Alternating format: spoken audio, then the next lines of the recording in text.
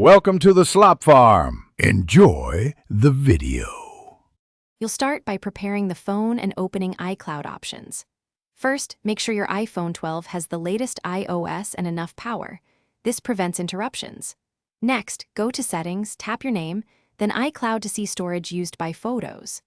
Tap Photos to reveal the iCloud Photos toggle and the Optimize iPhone Storage versus Download and Keep Originals options.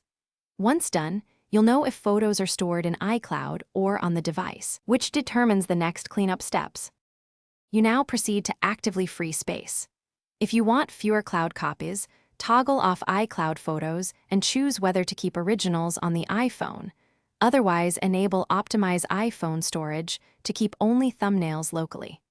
Then open Photos, select and delete duplicates or large videos, and remember to empty recently deleted to immediately free iCloud space. Also visit Settings, iCloud, Manage Storage Backups, and delete outdated device backups that include Finish by confirming the cleanup worked and handling hiccups.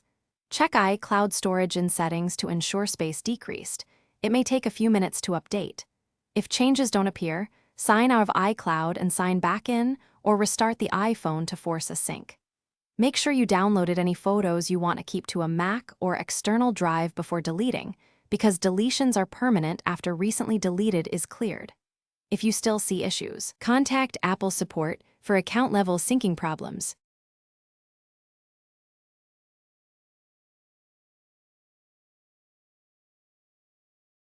Thanks for watching. Consider subscribing if we helped you today.